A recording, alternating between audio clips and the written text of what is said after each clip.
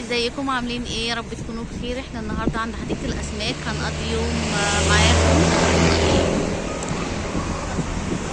في بدايه اليوم كده هنروح كذا حديقه وكذا ملاهي.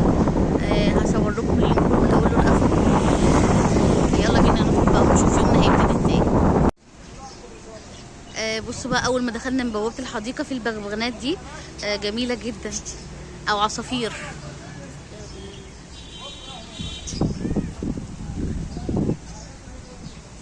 بصوا الجو جميل ازاي ورايق، مفيش طبعا ازدحام خالص. ده اول ما ندخل من بوابه الحديقه.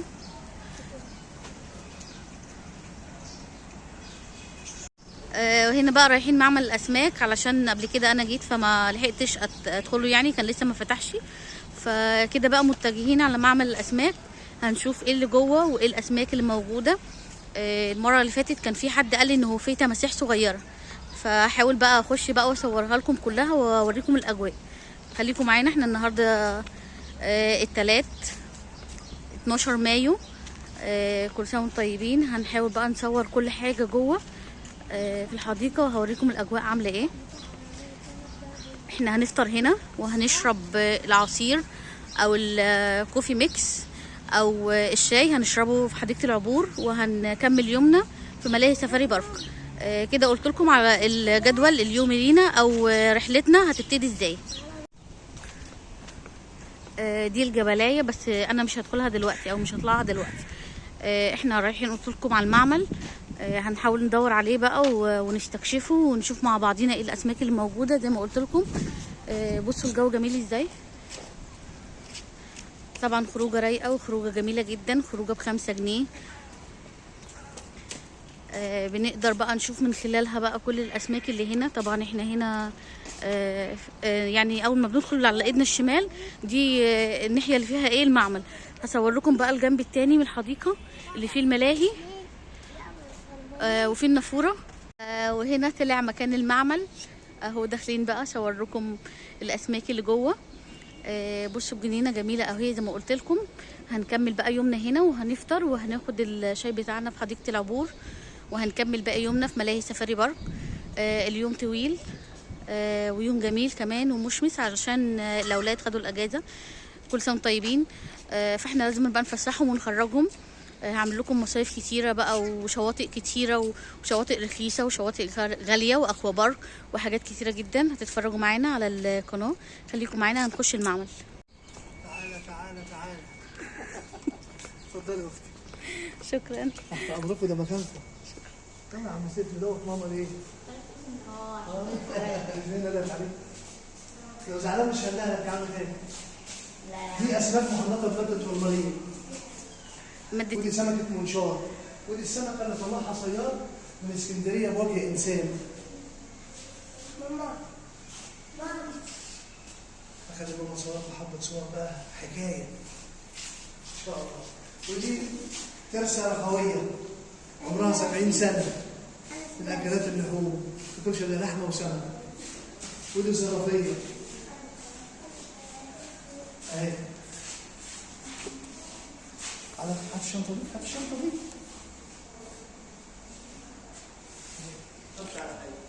تعالى على عضنا. تعالى هنا عندي هنا. لا هو بيخاف منها. امسكها يا ياسين، امسكها يا ياسين نصور بيها. تعالى جنبي هنا. صورنا وانا نازل. انت زي ولادي برضه. احساسك ايه يا سيف؟ شايف؟ لا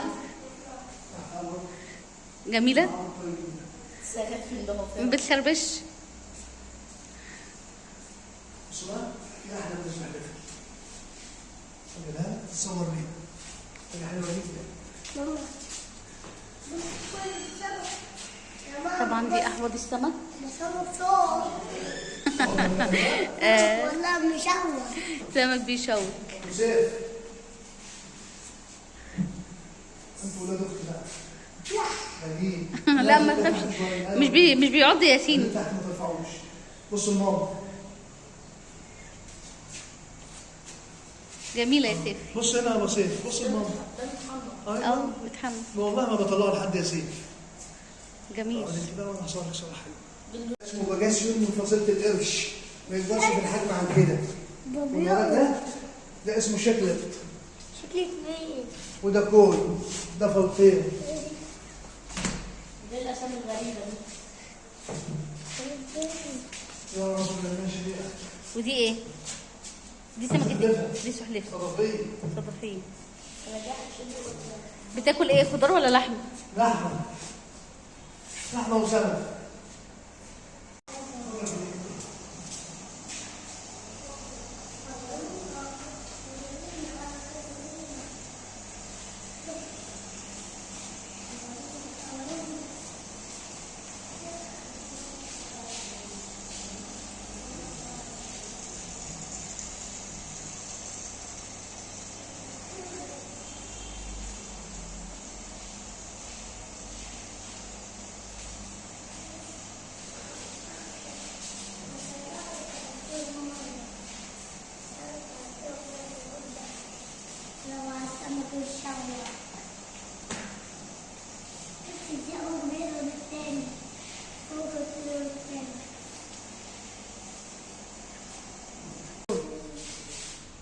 لا لا،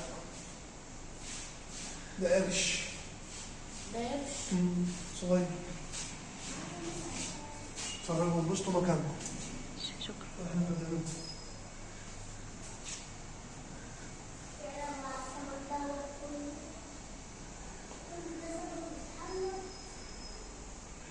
كده بقى دخلنا المعمل زي ما انتوا شايفين او زي ما انتوا شفتوا معانا. طالعين بقى كده الجبلايه. طبعا بصوا بقى الجبلايه دي طبعا احنا عارفين حكايه حديقه الاسماك. طبعا هي مبنيه من الطمي زي ما احنا شايفين اهو، ده طوب الطمي. هنطلع بقى كده مع بعض الجبلايه ونشوفها بقى واحده واحده. اهي تذكرة الدخول 5 جنيه. ومن أول 10 سنين طبعا بندفع لهم تذكرة كاملة برضو 5 جنيه. طبعا التذكرة رخيصة جدا وكويسة.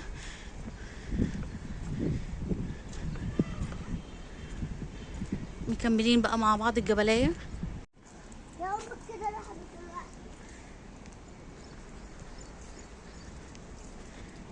ده شكل الجبلاية.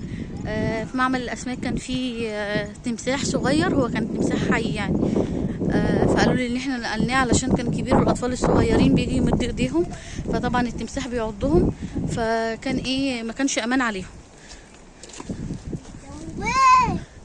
هنا بقى مكملين شكل الجبلايه.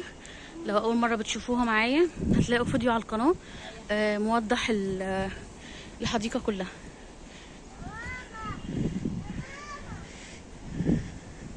طبعا هنا تمثل افلام كتير لعبد الحليم حافظ ومحمد فوزي، هحكي لكم عليها وهقول لكم. ده شكل الجبلية من فوق.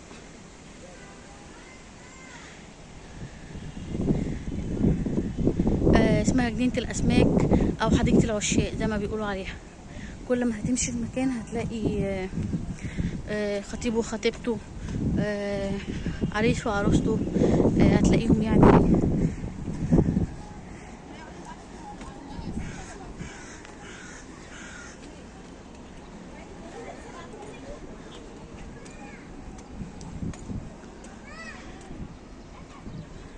اي مكان تقدر تاخد صور، بجد شكلها جميل جدا.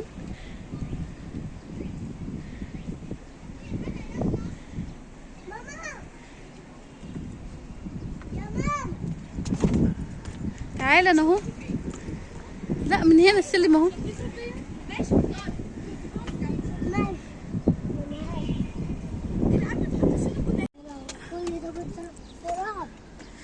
هنا ياسين كان طالع بقى الجبلية، فهو طالب معانا دي بترعب، مش جبلية أسماك. ده أكبر نقطة في جبلية الأسماك أو أعلى نقطة. بصوا شكل الحديقة من فوق عامل ازاي. حقيقي شكلها جميل جدا وروعة. تعالى أنا هنا. الله على شكل الجنينة من فوق. الجنينة سعرها قلت لكم رخيص 5 جنيه. هنقعد في اي مكان. احنا جايبين اكل معانا وجايبين مشروبات وجايبين لعب اولاد وجايبين حاجات كتيرة. مسموح طبعا بدخولها عادي.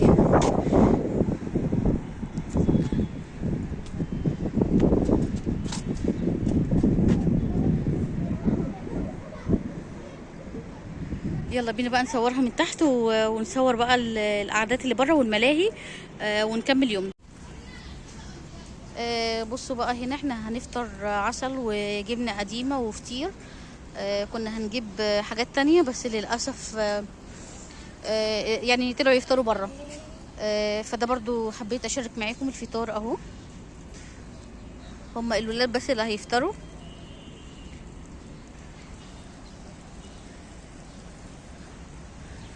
هنفطر بقى وهنرجع بقى نلعب في الملاهي ونشرب بقى الشاي بتاعنا في الكافيتيريا هنا. وهرجع لكم تاني. ماما هو فين بابا؟ طب انا فاتحه الكاميرا، ممكن ما تتكلمش؟ هو فين بابا؟ بابا راح عند الراجل. راح ايه؟ راح عند الراجل. يا ماما فين بابا؟ بابا عند سيف، روح عند سيف. لا مش شايفه.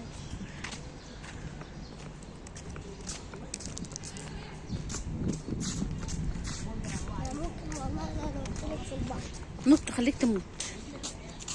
هنط.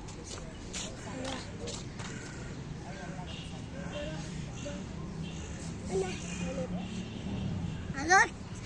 اه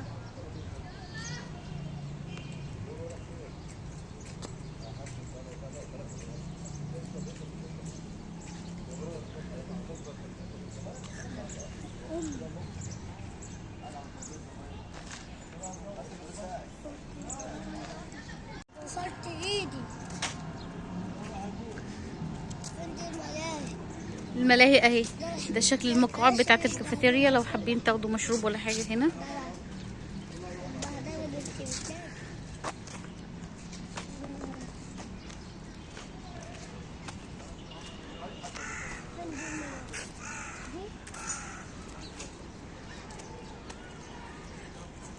ماما ايه الملاهي دي جنبي.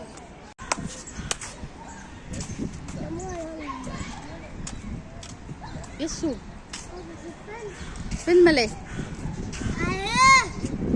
وعمال اقول لك اهي مش شايفاها. يلا. الشجره دي عامله زي شجره ام الشعور اللي في القناطر.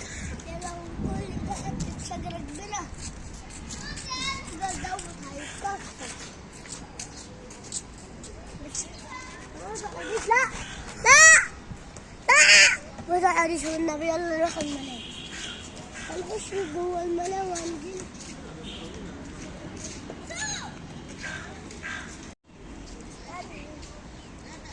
بس كده يلا يلا. لا. يا ماما والنبي دي ملاهي الاطفال اللي موجوده، التذكره ب5 جنيه. ادي الزحليقه وادي زحليقه.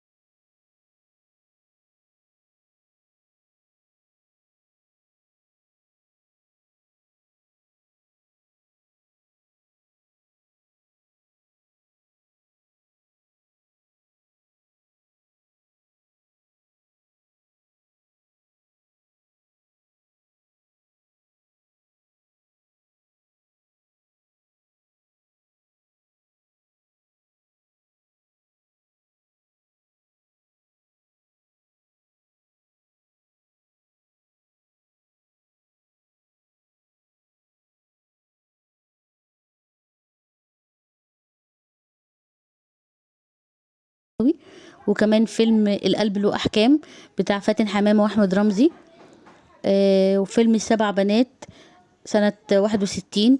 طب تعرفوا كمان اغنية عبد المطلب اللي بيقول فيها يا اهل المحبة، وده يعتبر اول فيديو اتصور على الجسر الخشبي اللي انتوا هتشوفوه دلوقتي معايا. تعرفوا كمان ان الحديقة دي عندها اكتر من قرن ونص، ده عمرها اللي اتبنى فيه. هو تعرفوا المصمم الحديقة اسمه ميسيو الفوندو، فرنساوي، اللي هو الخديوي جابه من بره مصر او من فرنسا علشان يبني لنا الحديقة دي. طبعا الخديوي انتوا عارفين امر ببناء الحديقة ليه، علشان الملكة او حبيبته اللي كان بيحبها، فأمر ببناء الحديقة دي ليها يعني. طبعا من الأفلام أو المسلسلات الحديثة بقى اللي اتصورت فيها مسلسل عيون القلب بتاع رانيا يوسف وماجد المصري، طبعا صوروه هنا بعض من المشاهد بتاعته يعني. وفيلم جنينة الأسماك بتاع هند صبري وعمرو واكد، حديقة الأسماك أو حديقة العشاق زي ما بيقولوا، 155 سنة من السحر والجمال. حديقة الأسماك موجودة قلت لكم في شارع الجبلية في الزمالك. الحديقة اتبنت سنة 1867، أمر الخديوي إسماعيل بإنشائها، وفي سنة 1902 اتولد حديقة الحيوان مسؤوليتها. طبعا كان موجود وقتها 24 حوض للأسماك بيحتوي على أسماك نيلية قبل افتتاحها للجمهور.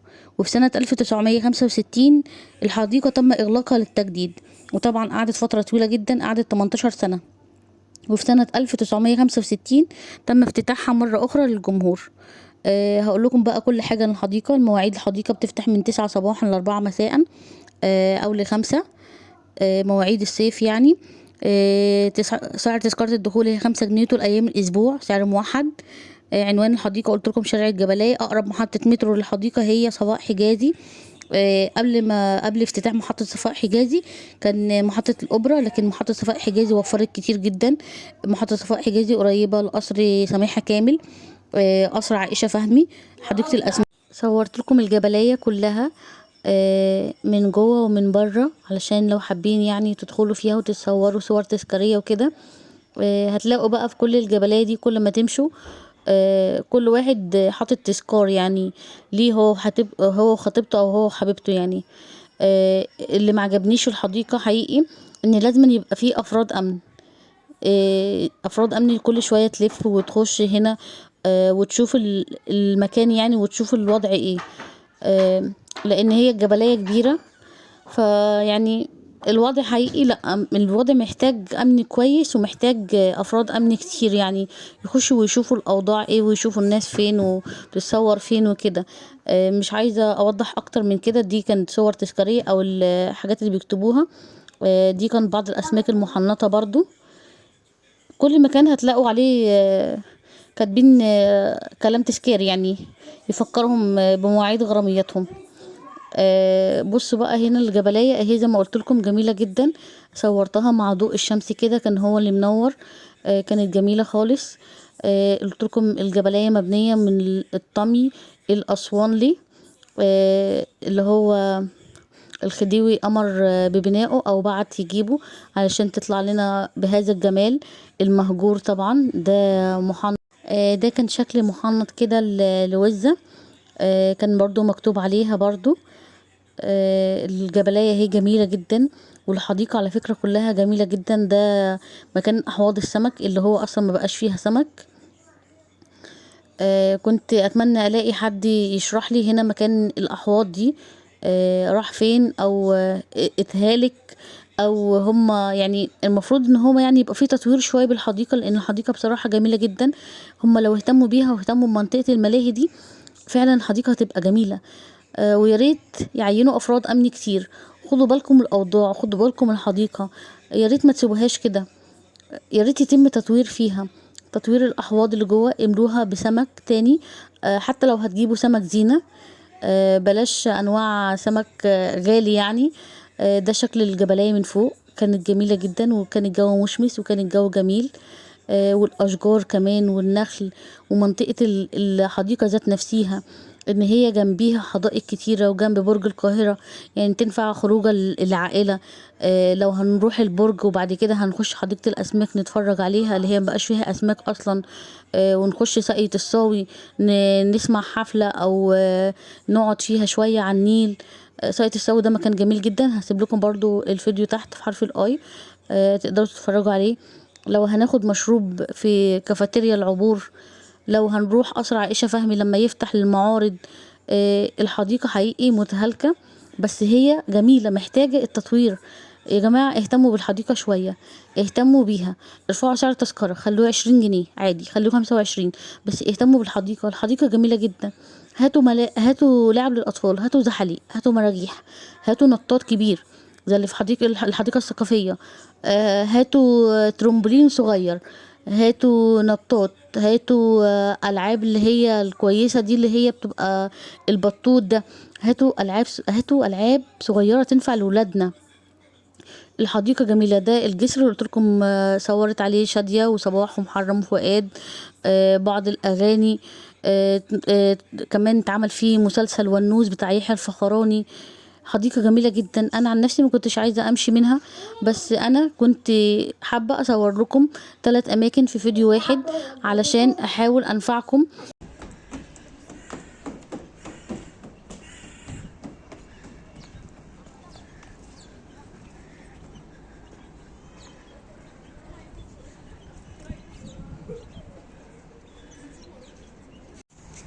بص بقى شكل الاشجار بقى جميلة جدا. دي البوابة بتاعت الحديقة، وده ياسين لايك واكسبلور.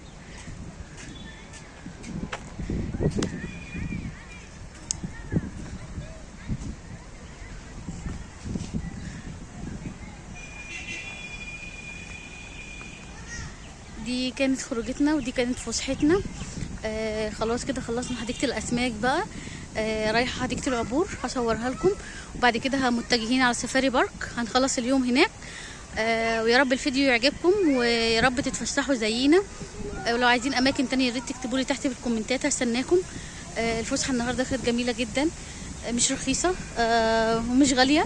احنا قسمنا نفسينا وعملنا برنامج ان احنا هنروح حديقة الاسماك وحديقة العبور، هنشرب فيها العصير او الشاي. بعد كده هنروح نودي الولاد الملاهي علشان ما ينفعش نيجي هنا ونكون ما خرجناهمش يعني في الملاهي. هنا اعداد بس زي ما احنا شايفين كده. الجو النهارده جميل جدا، الشمس مش حامية خالص. يا رب اكون قدرت افيدكم. فسحة سعيدة ورحلة سعيدة. ما تنسونيش بقى في الاشتراك واللايك والكومنت، هستناكم. باي باي. احنا خلصنا حديقة الاسماك وداخلين على حديقة العبور، هنشرب بقى الشاي والعصير بتاعنا جوه. يلا بينا هندخل بقى ونشرب المشروب بتاعنا. وهنا دخلنا بقى حديقة العبور. حديقة العبور بقى اللي انتوا ما تعرفوش او الجديد ان سعر تذكرة الدخول كان عامل 10 جنيه. دي الاسعار بتاعت السنة اللي فاتت. لا حاليا سعر تذكرة الدخول بقى 20 جنيه، دي الاسعار الجديدة. بالنسبة بقى للمشروبات، الشاي كان بيبتدي من 10 جنيه، واي عصير كان 25. الاسعار الجديدة بقى الشاي ب20 واي عصير 35، والمية 8. طبعا الحديقة اهي، احنا حاولنا ندور على مكان نقعد فيه علشان ناخد العصير والشاي، ففي الاخر لقينا مكان هوريه لكم دلوقتي. خدنا العصير وخدنا الشاي وشربنا مشروباتنا وصورتها لكم برضو لو حابين تقعدوا هناك او تذاكروا هناك. المكان بيبقى رايق الصبح الساعة 9. الحديقة هي كافيتيريا يعني مش حديقة، بس المميز فيها ان هي تبقى على النيل على طول زي حديقة ام كلثوم كده. بس حديقة ام كلثوم فيها قعدات بره على النجيلة وفيها ملاهي للأطفال، انما حديقة العبور دي كافيتيريا بس. فلو حابين تخرجوا فيها او حابين تاخدوا مشروب او تقعدوا زي ما قلت لكم تذاكروا او تعملوا عيد ميلاد صغير كده، يكونوا اصدقاء مع بعضيهم 4 5 6، طبعا ده مسموح. هي دي كانت حديقة العبور زي ما قلت لكم. اعداد جميلة على النيل، اعداد رايقة. يلا باي باي بقى. رايحين بقى فين؟ على الملاهي علشان نفسح الولاد ونخرجهم، علشان زي ما قلت لكم خدوا الاجازة بقى، فاحنا حابين نعوضهم شوية عن جو الامتحانات اللي هم كانوا مضغوطين فيه. وحابين نرفاهم شوية، ولسه الصيف قدامنا طويل. استنوا فيديوهاتنا كتير عن المصايف وحمامات سباحة وخروجات كتيرة وفسح كتيرة.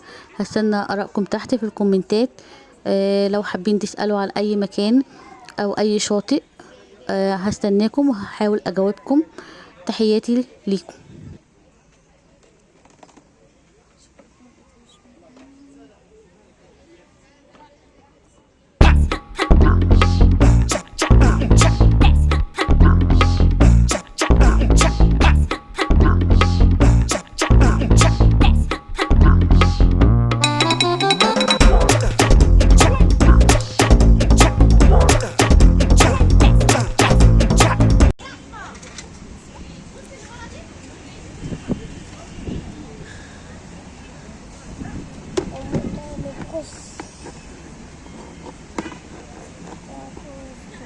وكده جينا بقى علشان نكمل يومنا في سفاري بارك.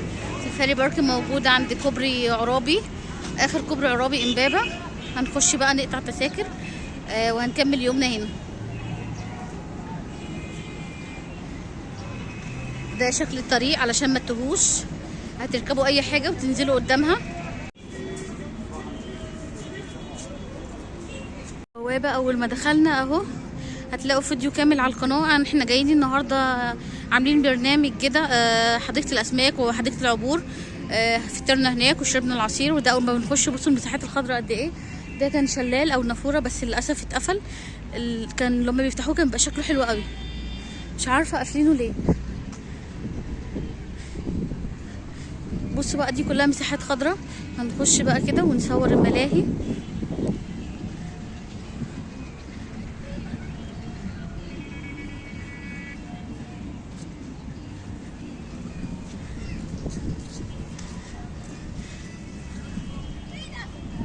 دي كلها بقى مساحات خضراء عادي مسموح ندخل بيها. ندخل فيها عادي ونقعد ونجيب الاكل والشرب والعصاير واللعب الاولاد والكوره والعجله وكل حاجه. هندخل منطقه الملاهي ونصورها. وعرفت ان كمان منطقه الكيدز اريا لما كنت معاكم هنا كانت مقفول لكن دلوقتي مفتوحه. هلاعب الولد فيها واصورها لكم.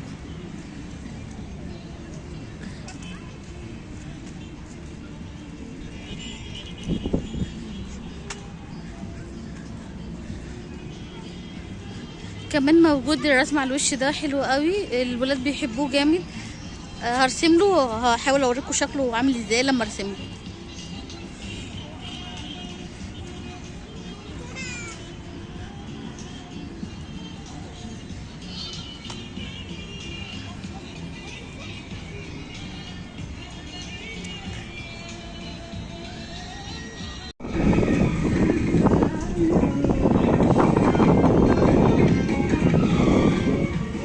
سامعين صوت الالعاب؟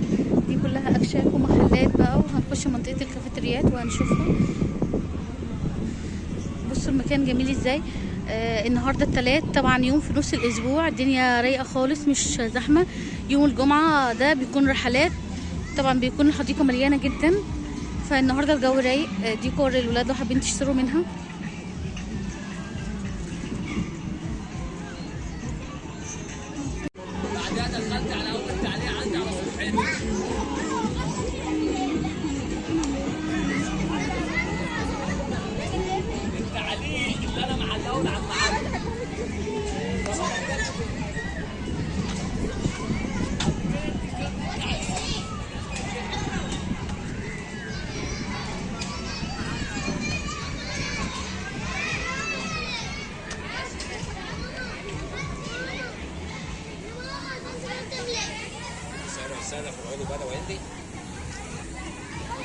كمان في ايس كريم وفشار. منطقة بيت الرعب. هنشوف لو حابين الولاد يدخلوا هنشوف هنصور ولا لا. دي السيارات التصادمية. دي بقى منطقة الألعاب.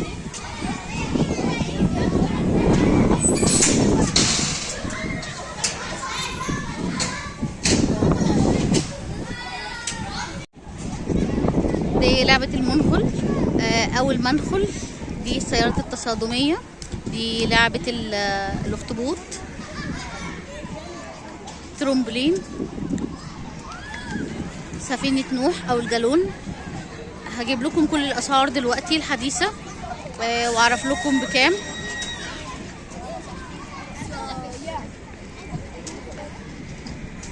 لعبة السلسلة الشقية.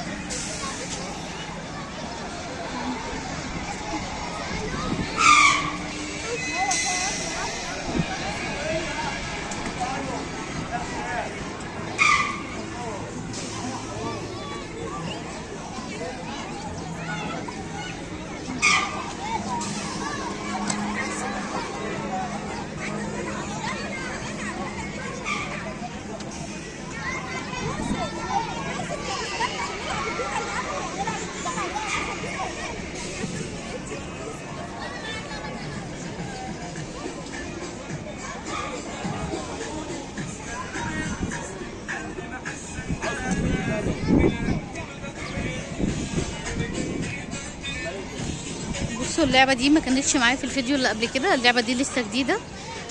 تقريبا برضو ب20 جنيه برضو. الالعاب هنا كلها 20 25 30. ده اقصى سعر.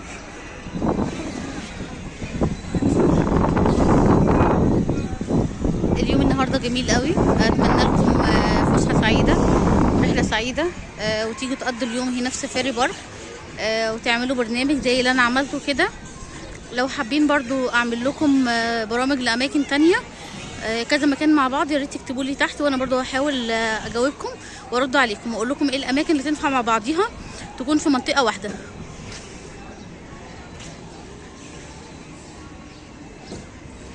بصوا بقى دي لعبه الساقيه.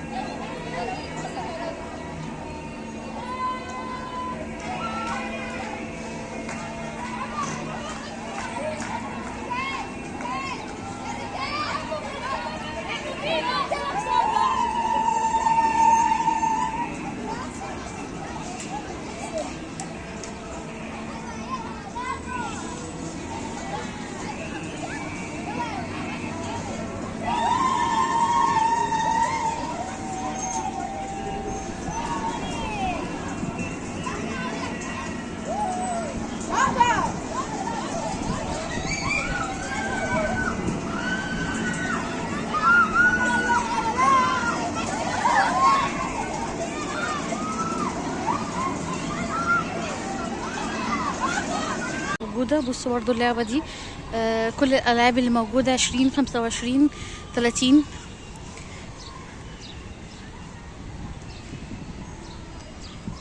كده بقى احنا رايحين فين؟ رايحين عند السواقي، ورايحين عند منطقه الجمل اللي بيركبوا فيها الجمال يعني، ورايحين عند قاعه الافراح.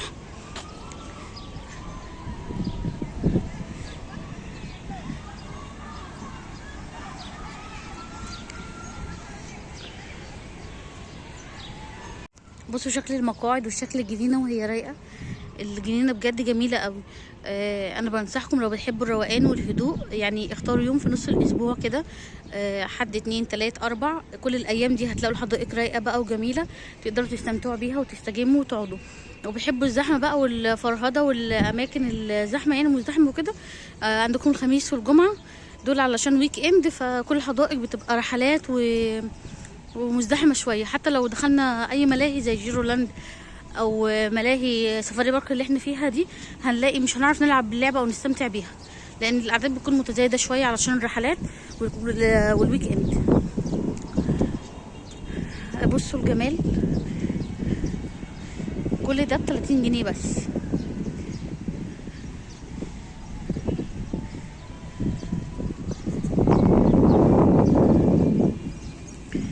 تعالوا اصور لكم السواقي واقرب لكم عليها كده. شوف ينفع بقى تاخدوا احلى صور واحلى سيشن هنا. بصوا المكان.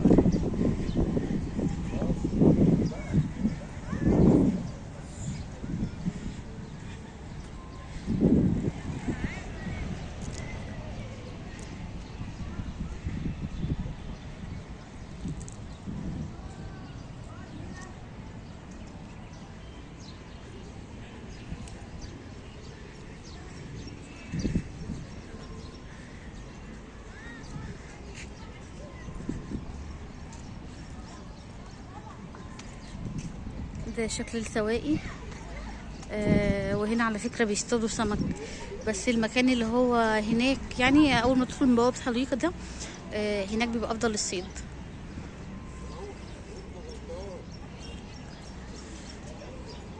كل دي بقى مساحات خضراء.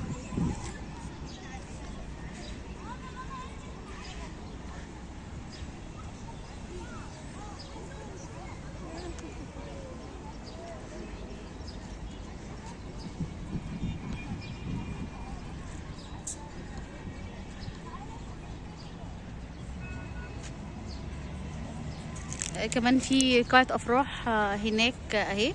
الأول كانت مفتوحة الحديقة، دلوقتي قفلوها كده بسور خشب. هروح أصورها لكم وأقول لكم التفاصيل بتاعتها.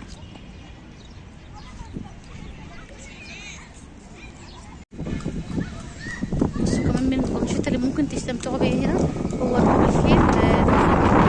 بيقدروا مش عارفة السعر بس هسألكم عليه دلوقتي.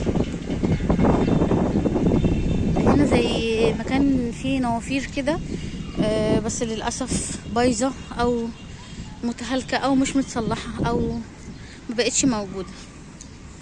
بس احنا مش احنا محتاجين المساحات الخضراء، محتاجين الملاهي، محتاجين نقعد نستجم كده. طبعا هم هناك بصوا هيفرشوا الملاية ويحطوا الأكل زي ما قلت لكم. هنا مسموح بدخول المأكولات والمشروبات والألعاب بتاعت الأطفال، الكورة، العجلة، اي لعبه انت عايزها. في سكيت برضو بره. بصوا منظر النخل. لو حابين بقى جو الريف فالحديقه هنا مبنيه على جو الريف او على الطراز الريفي، كانكم طبعا قاعدين كده في الغيط. اللي عنده ارض زراعيه وعارف يعني ايه غيط، ده مصطلح بنقوله على الاراضي الزراعيه عندنا في الريف. بيبقى طبعا الارض كلها نخل كده وزرع والمحصول اللي احنا بنزرعه.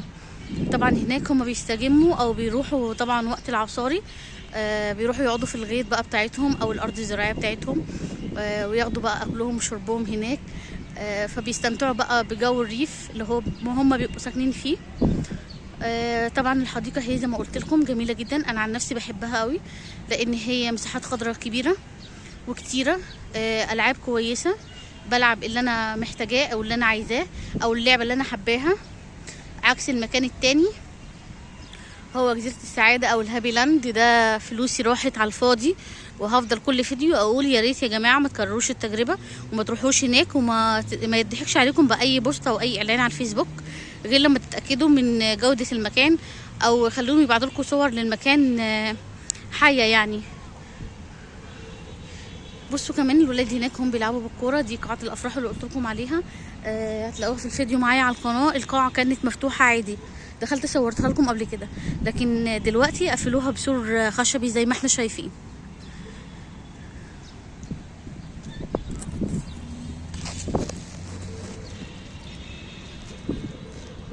القاعه تنفع لكتب كتاب او خطوبه او اعياد ميلاد، اي مناسبة انت عندك لو حابب تحجز هنا بتتفق معاهم مع الادارة وتحجز القاعة. ده شكل القاعة.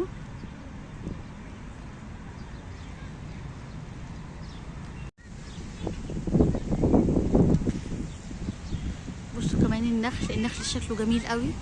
كمان لما يبقى فيه بلح على شهر 9 كده او شكلهم النخل ده مبقاش بلح خالص. كمان دي اسر جايه اهي مسافره مع كل منيان وحاجتها واكلها وشربها وكده. ده شكل المقاعد.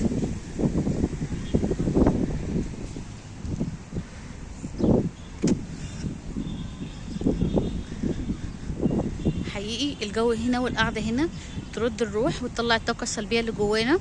هنروح بطاقه ايجابيه جميله جدا جدا. هنروح مبسوطين ان احنا شفنا مناظر خضراء، ان احنا لعبنا، ان احنا استمتعنا بكل حاجة حوالينا.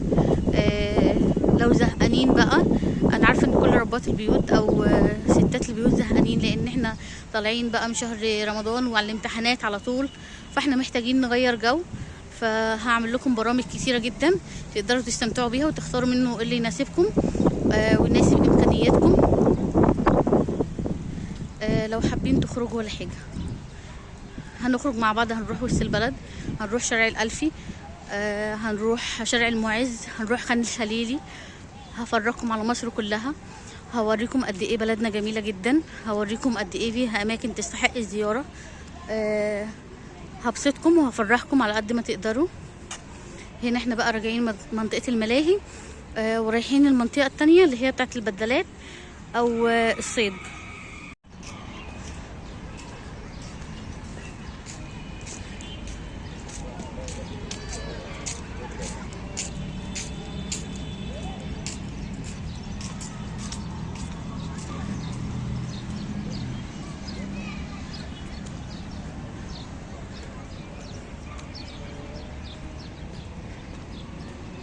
بصوا انا بحب المساحات الخضراء قوي، بحب بصراحة اتفسح كده واخرج واتمشى كده براحتي. فانتوا حابين تخرجوا بدري ولا حابين تخرجوا وقت متأخر زي الساعة 1 الظهر كده؟ انا عامة بحب اخرج او اتفسح في الشتاء الساعة 9، لان اليوم بيكون قصير، فالمغرب بيأذن الساعة 5 فالدنيا بتضلم. لكن في الصيف الوقت بتاعنا كبير، فممكن نخرج من الساعة 1 الظهر تكون الشمس بقتش حامية شوية، فنضطر ايه بقى، دي اماكن الوضوء او اماكن شرب المية لو حابين يعني تملوا مية او تشربوا مية او كده. هنا رايحين على الجسر ده او الكوبري ده، هنا بيبقى فيه عرايس كتيرة جدا بيصوروا ستيشن. ده باب تاني الحديقة بس مقفول، الدخول من الباب الرئيسي اللي احنا دخلنا منه اللي هو عند دخلة كوبري عرابي. بصوا بقى ده شكل المية. هنا بقى بيصطادوا سمك. هنا قالوا لي ان في سمك بولتي.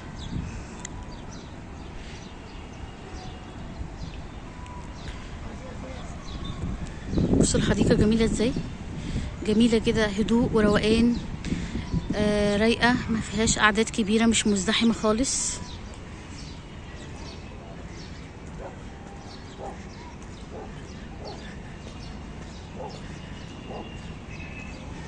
بصوا اشكال ابراج الحمام عامله ازاي، جميله جدا.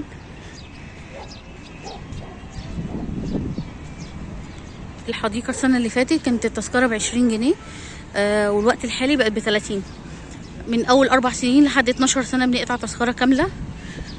برضو حبيت اقول لكم المعلومه دي، يعني انا معايا ابني 12 سنه قطعت له تذكره، و4 سنين برضو بنقطع له تذكره.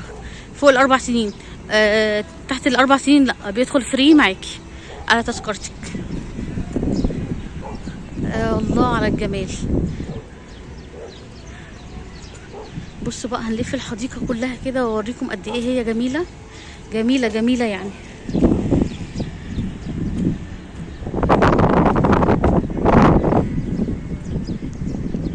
المكان ده جميل قوي، انا بحب اقعد فيه لانه رايق وقدام البحيرة على طول.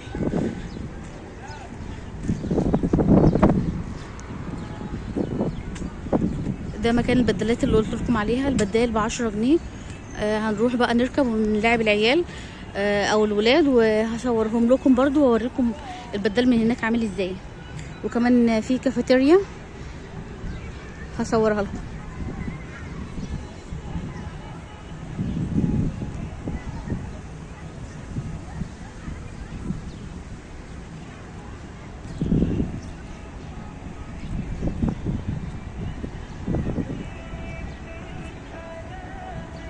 يا ريت كمان تاخد لك جوله في القناه، هتلاقي فيديوهات كتير عن القناطر.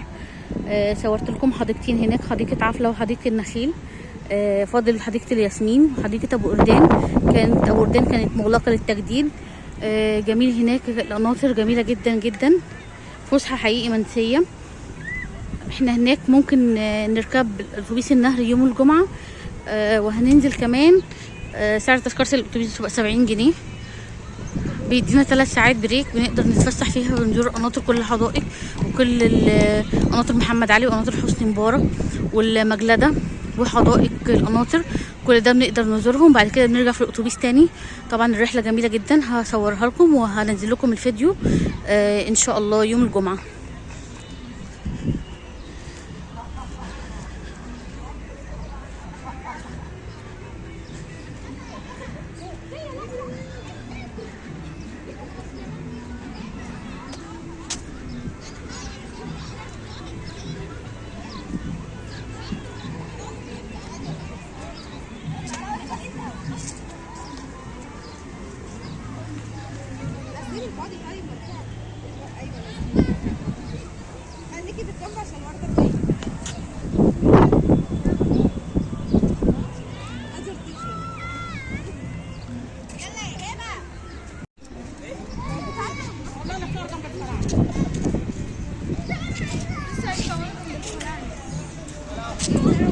المطعم الفرعوني او مبني على الطراز الفرعوني، برضو في سفاري بارك. وده مجسم لسفينة. الولاد برضو بيحبوا يتصوروا هنا جنبي. بصوا بقى الجمال، بصوا الحلاوة، بصوا الجنينة عاملة ازاي. ده المكان اللي قلت لكم عليه ان هنا ينفع نصطاد من هنا. طبعا هنا مكان رايق اهو، ينفع تجيب سنارتك، طبعا هتدفع لها رسوم من بره من على البوابه وتصطاد من هنا. وكمان لو عايز مكان للصيد تاني، جزيره المعادي. وجزيره المعادي الفيديو بكل تفاصيله على القناه.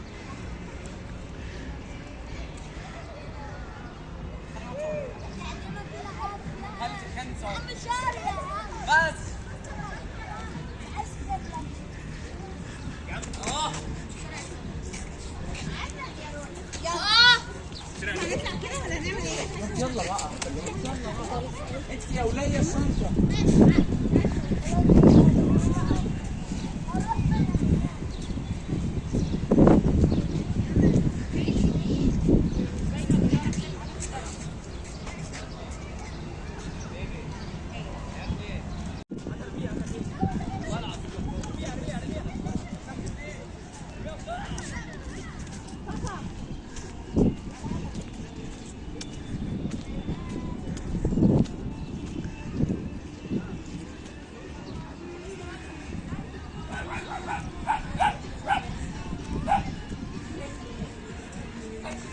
دي منطقه الكيدز اريا. هندخل بقى ونشوفها بقت بكام، وايه الالعاب الموجوده، والالعاب اللي جوه هل حلوه ولا متهالكه، تنفع لعمر كام سنه. ده شكل الحديقه، ده شكل النافوره او البحيره الصناعيه، البحيره اللي فيها سمك قلت لكم عليها. ده كلب ملناش دعوه بيه عمال يعوي. بصوا الجنينه.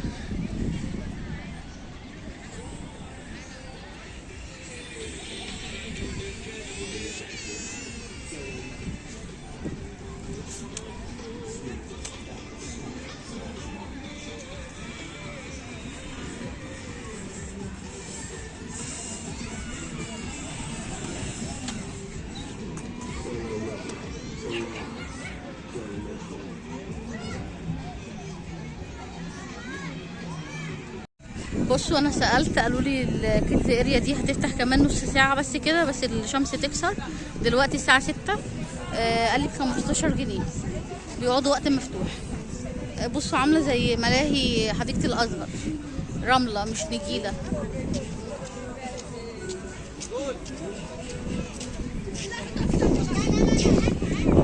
من الأنشطة الجميلة كمان هو ركوب الحصان وركوب الجمل. اللفة ب25 جنيه. طبعا بياخدك يلففك في المكان اللي هو يعني قاعد فيه. الجمل ده كمان كان جميل قوي، من الأنشطة كمان الجميلة. هنلاقي هناك حاجات حلوة قوي.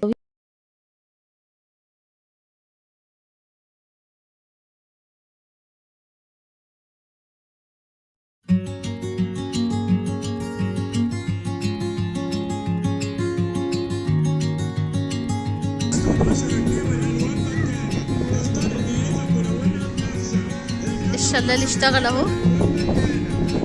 هروح اصوره لكم واوريكم الاجواء بقى، بقيه الحديقه عامله ازاي.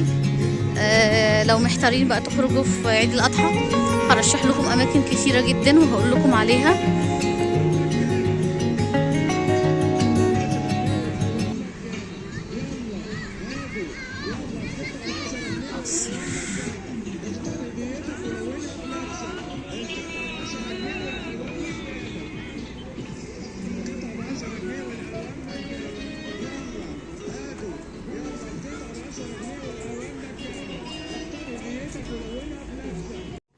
كمان في السكيت ده.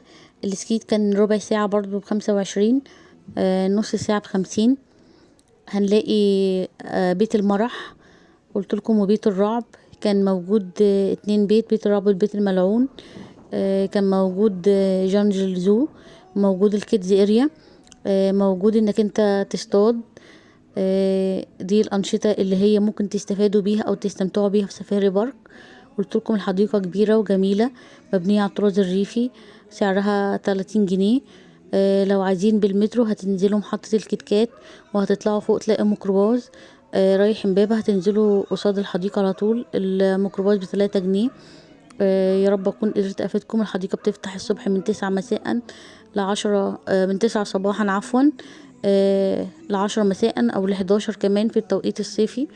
الحديقة جميلة جدا، فيها كافيه امون مبني على الطراز الفرعوني، فيها بابا عبده للمشويات، فيها مطاعم كتير، فيها مأكولات كتير. الحديقة بتسمح بدخول المأكولات والمشروبات ولعب الأطفال عادي. مساحات خضراء كبيرة جدا، 5 قاعات أفراح. فسحة سعيدة ورحلة سعيدة، وأتمنى الفيديو يعجبكم، ولايك واشتراك وكومنت. هسيبكم تتفرجوا على بقية الحديقة وارجع لكم تاني. أيوة. هي ولعبة المقص بصراحة دول أكتر لعبتين عاجبيني هنا.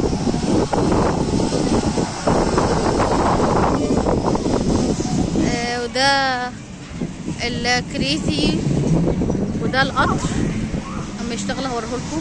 دي العربيات التصادمية، وده لعبة الأخطبوط. لكن النتيجة حلوة، حوش لو لقيت وحشة حوش مش عارفة.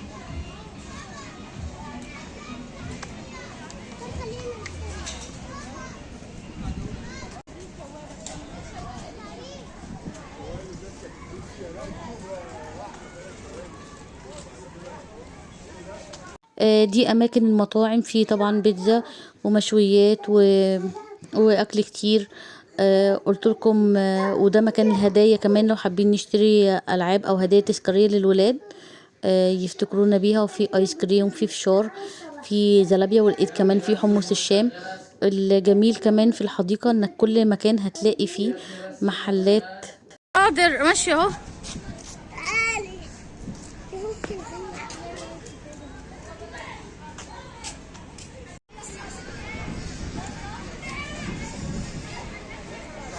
بصوا اللعبة دي حلوة قوي. اللعبة دي برضو ب20 جنيه، بس مش عارفة هي شغالة ولا لا. هسأل وهقول لكم.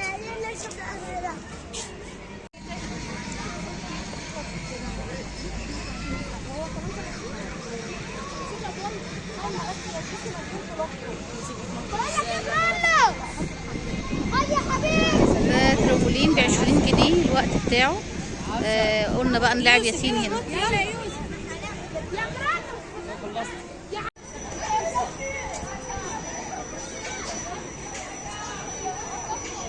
بصوا دي لعبة السلسلة لما اشتغلت. لعبة الساقية كمان اهي اشتغلت.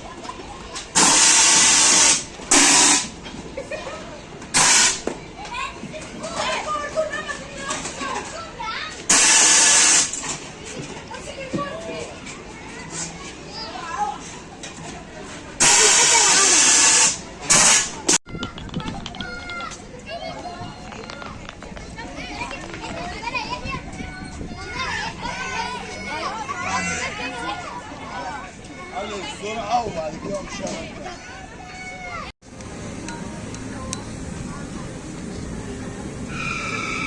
كام؟ 30 جنيه بيت الرعب. داخلين بقى وهنصوره لكم من جوه وهنقول لكم ايه اللي موجود جوه.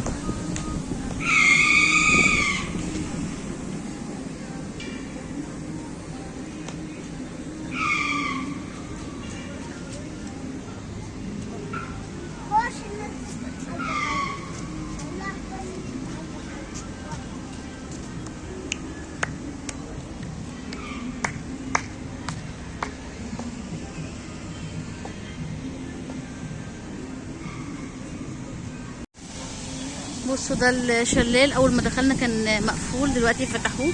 بصوا بقى الولاد عمالين يتصوروا هنا، العرايس كمان بتحب تيجي تصور هنا سيشن، والولاد كده. الحديقه كامله متكامله، مش حرماكم من حاجه. شلالات وادي الريان، سواقي، مساحات خضراء، نخل، قاعات افراح، ملاهي، مطاعم.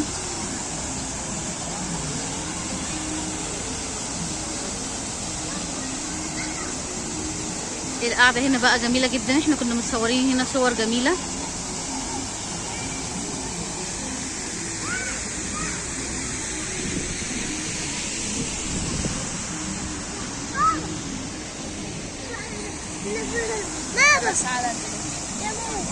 وده القطر اللي بيلف في الحديقة كلها، سعر الفرد كان عامل 20 جنيه. طبعا جميل جدا، بيلففك في الحديقة كلها ويوريك معالم الحديقة. ده بيت العجائب، في حيوانات كده وعصافير وطيور وقرود. كان برضو سعر التذكرة كان عامل 25 جنيه. واللعبة هي اللي كانت عجباني اشتغلت، هسيبكم بقى تستمتعوا بيها وتشوفوها. لعبة جميلة جدا. لو عجبكم الفيديو لايك واشتراك وكومنت. لو عجبكم الخروجة بتاعتي او اليوم بتاعنا، يا ريت ما تنسوش تكتبوا لي كومنتات تحت، هستناكم.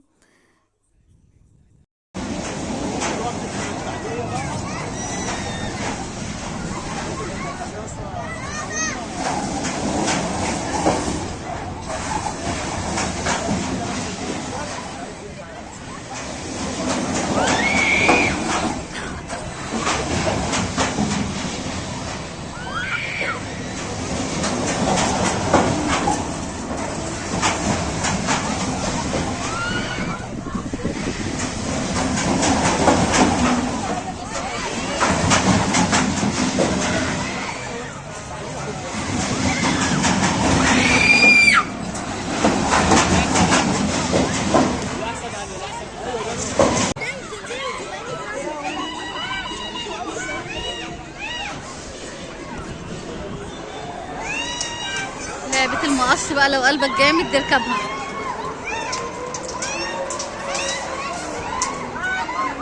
بصوا هما مش علاقين فوق كده، وصوت السرير بقى والسويت. اللعبة ب30 جنيه الفرد.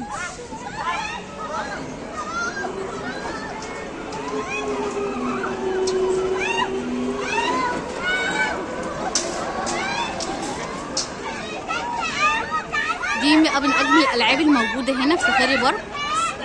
هي ولعبة المنخل واللعبة اللي كانت معانا دلوقتي.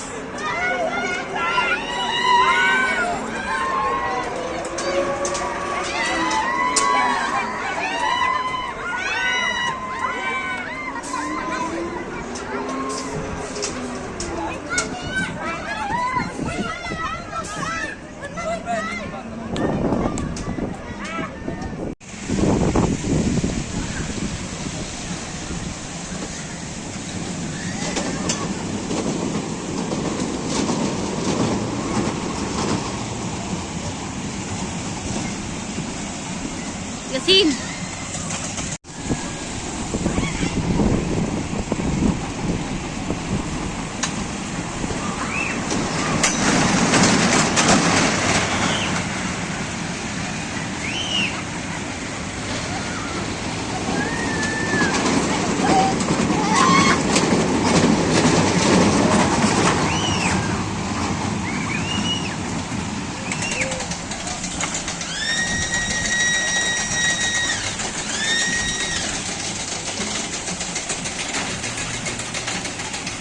ياسين تعالى هنا. تعالى عشان ما تتعورش. طب ماشي.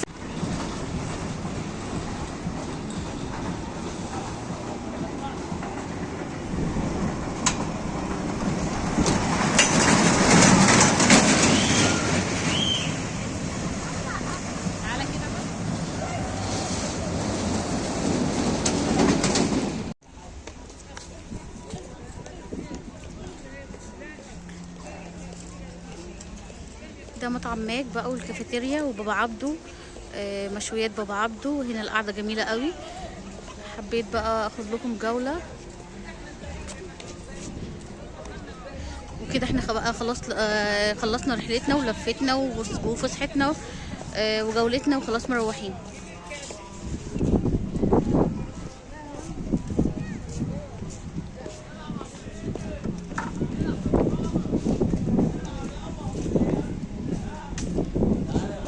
ده على فكرة بيت الرعب التاني. الحديقة فيها 2 بيت رعب، بيت الرعب والبيت الملعون. سعر تذكرة الدخول 30 جنيه سواء للبيت ده او للبيت ده. طبعا الاتنين مختلفين.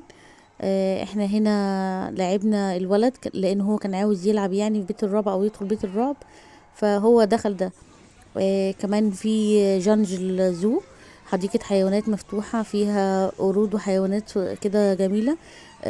بتبقى انت منك للحيوانات، يعني بتاخد السبت ده وتوكلهم. جنجل زو دي زي اللي موجودة في حديقة الحيوان بتاعت الجيزة قبل ما تقفل. كمان موجودة في حديقة الحيوان بتاعت الجيزة، عفوا بتاعت اسكندرية. انت بتبقى جنب الحيوانات على طول وبتاخد السبت وتوكلهم. طبعا جميلة جدا. احنا معرفناش ندخل للأسف لان احنا خلاص كنا مروحين. وهنا بقى من الأنشطة الجميلة ركوب الجمل والحصان. سعر اللفة كان عامل 25 جنيه.